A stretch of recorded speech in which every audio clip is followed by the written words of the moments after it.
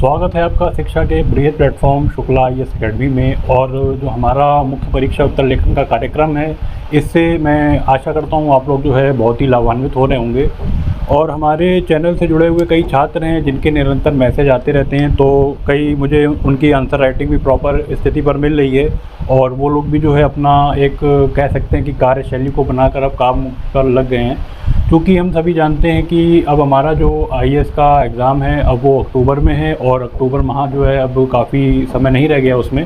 तो आगे एक मैं वीडियो लाऊंगा जिसमें आपकी पूरी क्या रणनीति होनी चाहिए, क्या कार्यशैली होनी चाहिए आपकी, कैसे आप रिवीजन करें, उन सबको लेकर मैं एक व्यापक वीडियो भी बनाऊंगा। तो चलिए आज की विषय वस्तु को प्रारंभ करते हैं। आज का हमारा जो मुख्य परीक्षा उत्तर लेखन का प्रश्न है वो सूचना का अधिकार अधिनियम में किए गए हालिया संशोधन में सूचना आयोग की स्वायत्तता व स्वतंत्रता पर गंभीर प्रभाव डालना है और इस पर टिप्पणी करनी है। अब देखिए ये बहुत ही ज़्यादा इम्पोर्टेंट प्रश्न है, ये IAS 2020 में पूछा गया है मुख्य परीक्षा में। तो आज मैं इसका एक संपूर्ण विश्लेषण जो है आप लोगों के सामने करूँगा।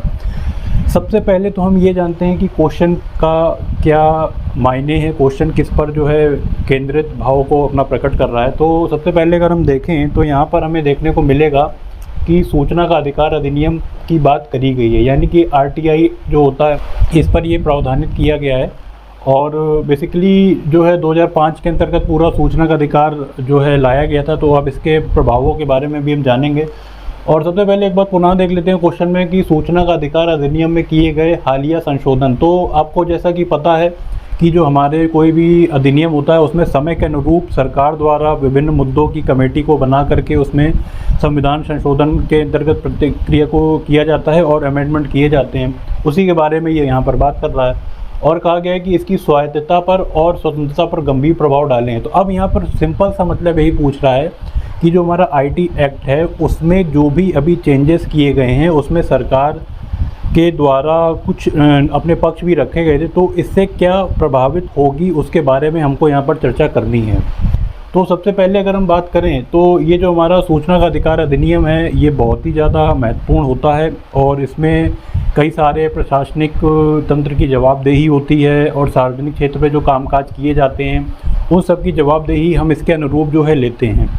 अब यहाँ पर कुछ मूलभूत कारण हैं जो प्रभावित करने वाले कारक यहाँ पर होते हैं। सबसे पहला कारक हमारा क्या है कि इससे जो है इसमें जो अमेंडमेंट किए गए हैं इससे कार्य प्रणाली को प्रभावित करेगी। जैसे ऐसे हम मान सकते हैं, जैसे मान लीजिए अब अगर इसमें जो एक जन सूचना अधिकारी बैठाया जाता है, अब अगर उसकी नौकरी पर बात आएगी तो सर्वप्रथम वो क्या करेगा, वो अपनी नौकरी को सेव करेगा।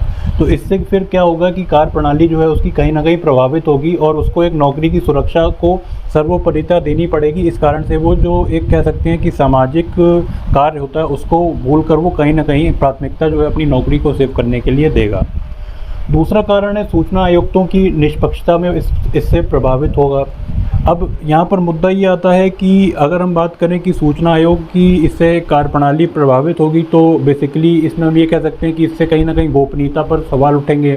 वैसे तो कुछ अहम मुद्दे होते हैं हमारे, जैसे रक्षा का हो गया या फिर कुछ और अन्य संवैधानिक फैसले हो गए जिसको सूचना से अधिकार से स्वतंत्रता प्राप्त होती है, लेकिन कहीं ना कहीं इस संशोधित कानून के माध्यम से गोपनीयता की प्रवृत्ति पे बढ़ोतरी की जा सकती है। अब बढ़ोतरी करने की भावना जो है ये अगर बढ़ोतरी करी जाएगी तो फिर जो व्यक्ति है जो सूचना चाहता है उसमें वो सीक्रेसी मेंटेन नहीं हो पाएगी। आगे बात करते हैं, आगे है हमारा सहकारी संघवाद की भावना में बाधा मिलेगी। अब देखिए बेसिकली यहाँ पर एक टर्म आया सहकारी संघवाद। मैं आपको बताना चाहूँगा सहकारी संघवाद होता क्या है। जब एक हमारी केंद्र सरकार होती है और राज्य सरकार होती है, दोनों के बीच में एक परस्पर संबंध होता है और वो अपने अनुरूप एक कार्य करती हैं, तो यही सहकारी संघवाद की भावना के अंतर्गत किया जाता है। लेकिन अब यहाँ पर क्या है कि जो हमारा सूचना अधिकार है उस सूचना का अधिकार है इसमें संशोधन कर दिया गया है, जिस कारण से जो हमारा केंद्र राज्य संबंध है उसमें कहीं ना कहीं दिक्कतें आएंगी, क्योंकि केंद्र जो है वो फिर फोर्सफुली ये काम कराएगी राज्य से, तो उससे फिर दोनों के मध्य टकरार होने की भावना को और ज़्यादा बढ़ावा मिलेगा। उसके बाद है सरकारी जवाबदेहिता व अनजन सहभागिता की कमी। अब नॉर्मली सी बात है कि अगर हम इस बिंदु को देखें कि जो हमारा राज्य सूचना आयुक्तों की नियुक्ति है और इस केंद्र में सरकार द्वारा राज्यों के अधिकारों के हनन के भावना पर ये प्रकाश डालेगा। और इसके बाद जो है नए कानून से जो है हम कह सकते हैं कि आम जवाबदेहिता और जो एक जन सहभागिता होती है, उनका इन्वॉल्वमेंट होता है, वो थोड़ा-सा इससे कहीं न कहीं कम होगा। तो अंत में हम क्या कह सकते हैं, ये सारे पॉइंट जो है आप अपने आंसर में मेंशन करेंगे और उसके बाद अंत में जब हम निष्कर्ष पर आएँगे तो निष्कर्ष में हम यही कह सकते हैं कि सरकार को सूचना का आयोग की शक्तियों की स्वायत्तता और कार्यकाल को स्थायी रूप बनाने का प्रयास करना चाहिए। तो ये पूरा एक विषय वस्तु थी जिसको मैंने कवर किया और बहुत ही इम्पोर्टेंट क्वेश्चन है। अब आप लोग अगर ये वीडियो को जो है आप 2 से 3 बार तक देखिएगा और उसके बाद अपना एक उत्तर लिखने का प्रयास करिएगा, फिर मैं आपको अगला जो उत्तर है हमारे नेक्स्ट वीडियो में उससे अवगत कराऊँगा। तो चलिए आज के सत्र को यहीं पर समाप्त करते हैं। बहुत बहुत शुक्रिया, धन्यवाद।